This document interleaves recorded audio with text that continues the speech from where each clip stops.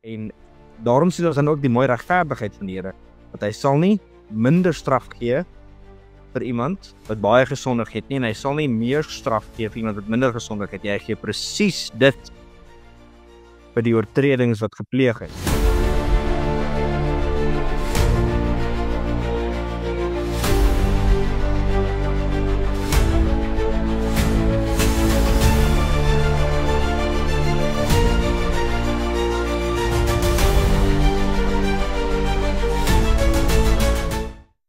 Goeiedag aan ons luisteraars en almal wat ook hier op YouTube kyk. Baie welkom hier by Om die Woord. Ek is hier in die ateljee saam met Skalk en Pieter. Julle baie welkom. Ja, dankie. Ons is by die tweede deel van ons katekismes, waar ons kyk na die verlossing van die mens in Christus. Dit is waar ons dan nou stilstaan van Sondag 5 tot Sondag 31, waar die katekismes spesifiek op die verlossing van die mens fokus. Ons maak goeie vordering en ons staan vandag spesifiek stil by vraag en antwoord 12. Nou, ek gaan dit vir ons saam lees. Die vraag is, aangesien ons volgens die regverdige oordeel van God die tydelike en ewige straf verdien het, hoe kan ons van hierdie straf bevry en weer in genade aangeneem word? Nou, die antwoord is, God wil dat daar aan sy geregtigheid voldoen word. Daarom moet ons of deur onsself of deur 'n ander ten volle betaal.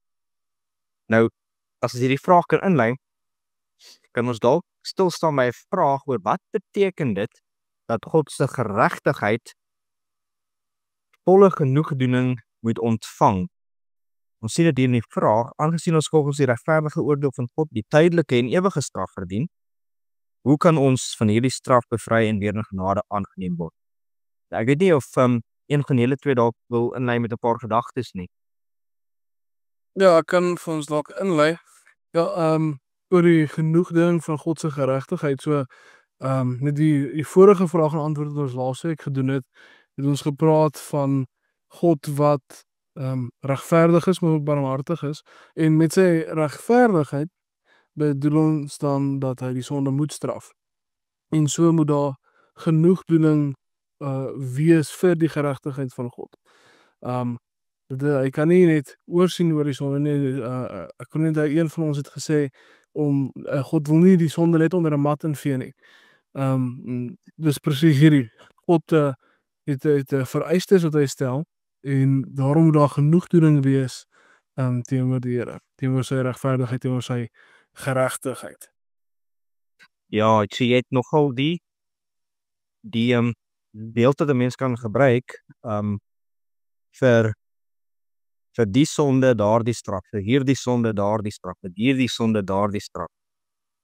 En dit is die Here wat daardie straf bepaal, want dit is teen sy heiligheid, teen sy, soos die vorige vraag en antwoord dit gestel het, dit is teen sy majesteit wat daar gesondig word. En daarom moet die straf gelyk wees aan die oortreding. Dit is nogal belangrik. En dan wys hierdie gedeelte vir ons dat ook soos jy reg gesê het, en ek dink soos Pieter ook laasweek vir ons gelees het, dat die Here kan hierdie oortredings nie ongestraf laat bly nie. Sy geregtigheid het eis dat hierdie oortredings in sy gelykheid dan nou gestraf word. En daarom sien ons dan ook die mooi regverdigheid van die Here, dat hy sal nie minder straf gee vir iemand wat baie gesondig het nie, en hy sal nie meer straf gee vir iemand wat minder gesondig het nie. Hy gee presies dit vir die oortredings wat gepleeg is. Nou, dit wys net weer eens die Here se heiligheid, die verterende vuur wat hy is, wat Pieter ook laasweek na verwys het. Nou, hoekom is dit dan nou vir die sondige mens? Kom ek stel en dalk eers so. Dis merkwaardig hoe die katekismes amper so half, hoe stel 'n mens dit? So half beplan op wat die mens gaan probeer dink. Die katekismes berei ons eintlik voor vir sekere goed, want in die antwoord sien ons dat God wil dat daar aan sy geregtigheid voldoen word. Daarom moet ons of deur onsself of deur 'n ander ten volle betaal. Nou, Nou hier die antwoord lei ons in vir die volgende klomp vrae waar ons gaan sien, maar daai betaling van onsself is hoegenaamd nie moontlik nie en ons moet nou nie te diep hier ingaan nie, want die volgende vraag en antwoord gaan hierdie dek, maar die feit dat die katekismes ons ook lei om te sê, maar hier is 'n moontlike vraag en as ons daai vraag antwoord, kan ons dit deur onsself doen en die antwoord is eenvoudig nee. Maar nou, hoekom is dit vir die sondige mens dan onmoontlik om self volle betaling vir sy sondes te gee? En dan nou, Pieter, ek weet nie of ek jou daar kan vra nie. Al dit is onmoontlik want hy is die oorsaak van sy eie skuld en sy eie skuld is weens sy tekortkominge as mens. Tekortkoming is 'n ligte woord. Dis weens dat sy aard sondig is.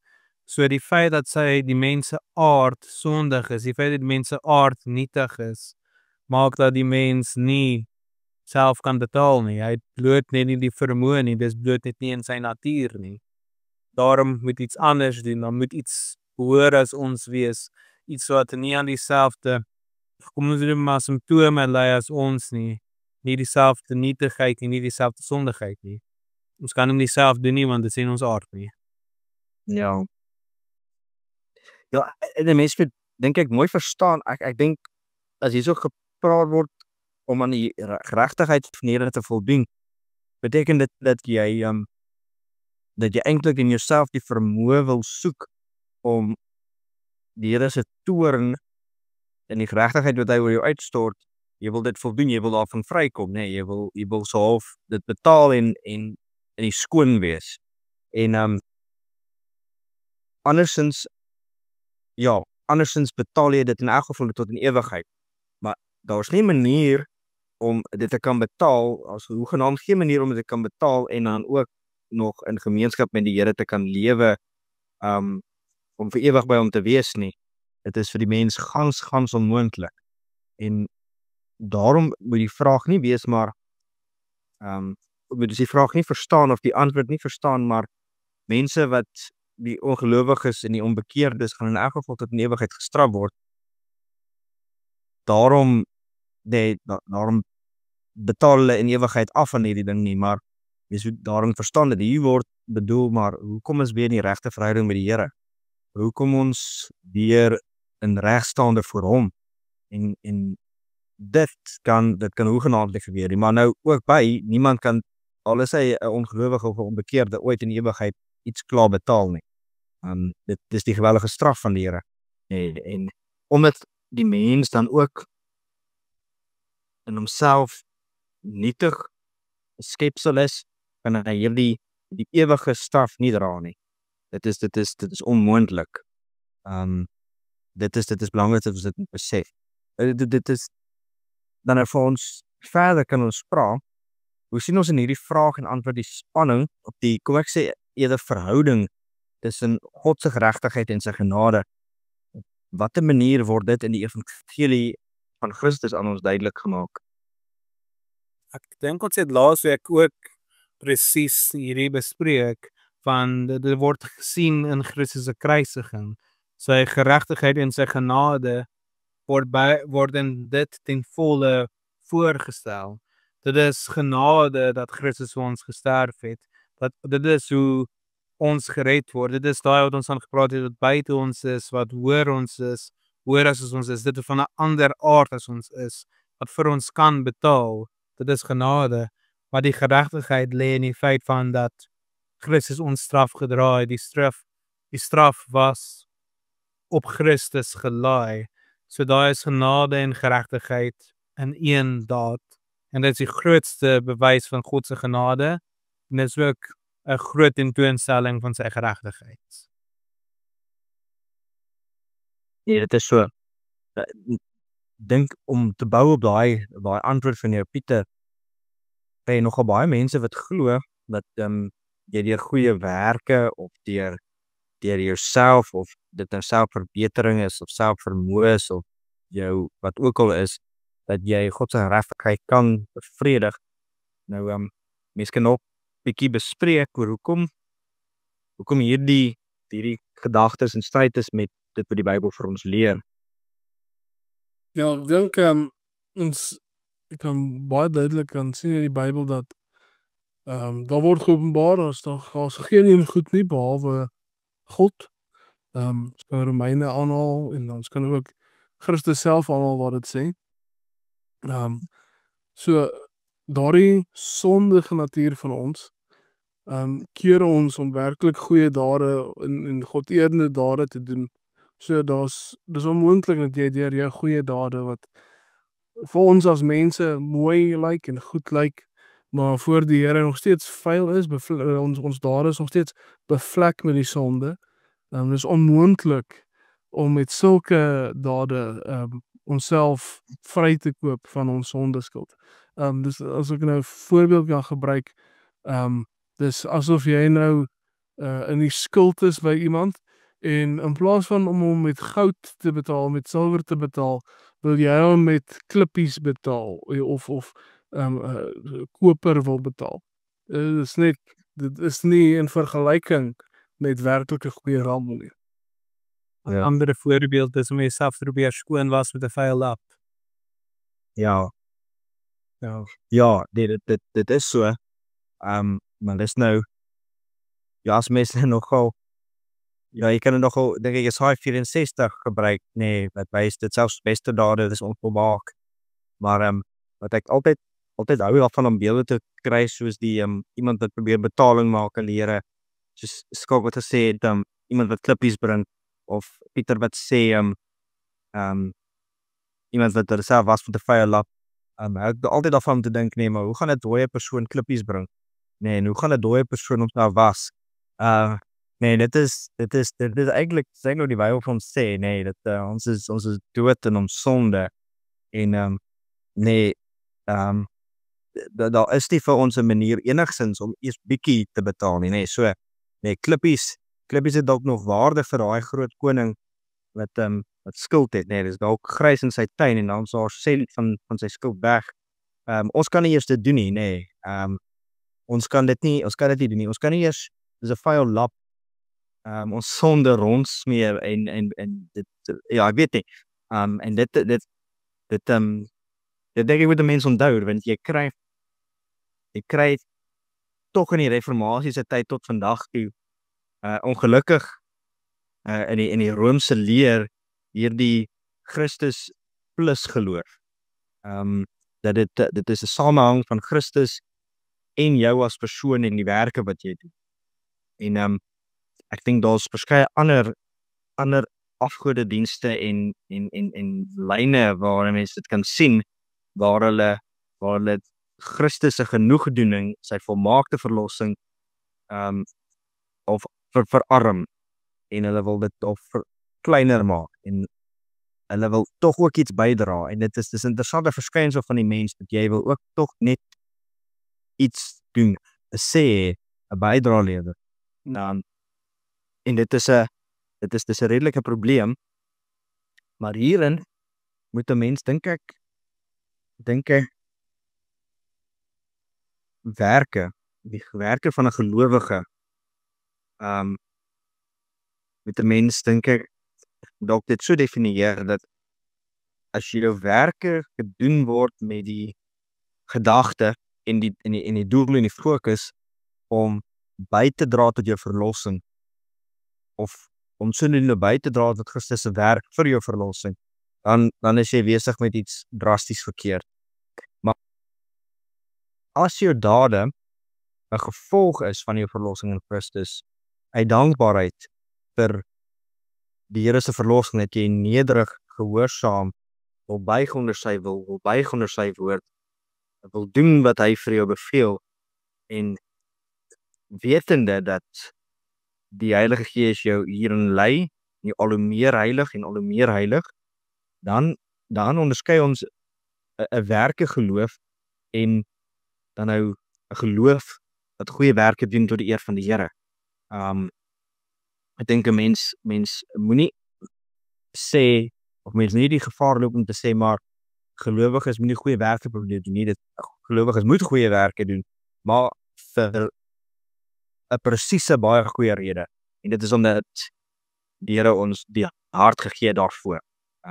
Hy het ons die Heilige Gees gegee wat ons wil nou verander het om hom te wil dien. Ek dink dit is belangrik. Wat is Afrikaanse hubris? Dit soort dit hoogmoed. Ja. Alles het kan wees. Dit is hubris teenoor die gode en die antieke Grieke het gesien as jy weet, dit is wat Sisyphus voor gestraf was, dat hy die klip deel in die berg moes oprol. Hy het gedink hy is beter en slimmer as die gode, hy het hulle probeer outsmart, as ek hier ooit al so mag gooi en toe straf hulle hom. En wel, dis 'n vorm van hubris om te dink, jy kan iets bydra tot jou saligheid. Jy kan wys ek is goed genoeg, terwyl jy heeltemal onvolmaak vir God is. So ek hoogmoed is daar die woord, ja. Ja, so die belangrike is nou weer eens dat jy moet 'n Bybelse beeld, 'n Bybelse beskouing hê van wie is God, soos hy homself openbaar en wie is die mens soos die Here openbaar ons is. Die Bybel is die maatstaf vir ons in albei van daardie sinne. Die Bybel leer vir ons wie God is en die Bybel leer vir ons wie ons is. Ons kan nie dink ons leer die Bybel wie ons is nie. Uiteindelik trappe mense in hierdie foute. Mense trappe in hierdie dwaalings. Ja. Mense word vasgevang daarin. Is nie al fyn om te sê dat godskennis is selfkennis nie. Dis nou van hoe meer jy weet wie God is en meer en werklik wie hy is, hoe meer besef hoe ek wie jy is en wat die aard is. Ja, ek dink regtig hoe grondiger jou kennis van die Here is en al die eienskappe wat hy vir ons openbaar van homself, en daarmee in kontras sien wie die mens dan is, hierdie mooi skepping van die Here wat in sonde geval het, dan gaan 'n mens nie sommer as jy jou beeld, jou verstand laat omvorm deur die Bybel, sommer val in 'n hoogmoed wat dink jy kan bydra tot jou verlossing nie. Ja. Maar dit is dan nou 'n inleiding vir die hele gedeelte van die verlossingsleer wat vir ons voorlê, ook spesifiek vir vraag en antwoord 13 en 14 waar ons gekyk na onsself en betaling en na iemand anders en betaling.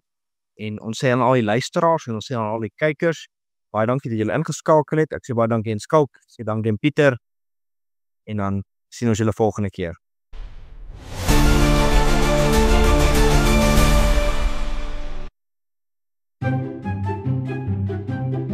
Van die mens. Pieter, jy glimlag nie. Dan nie. Ek het weer oor begin. Ja, ek Nee, ons hou dit in, man. Dit herinner my. Toe ek laas van Natasha sien, nee, elke keer as ons in 'n ernstige situasie is, nee, en ons kyk vir mekaar, begin ons gakkel. En laas keer toe vertel iemand vir ons hulle en hulle kerel, hulle verloofde het uitgemaak, toe begin ons gakkel. Ja. Ja, dit is ons coping mechanism in tye van distress. Ja. Maar goed. Maar nee, ek dink ons sou hierdie Goed, ek sal daar ook net van 'n punt af. Kyk.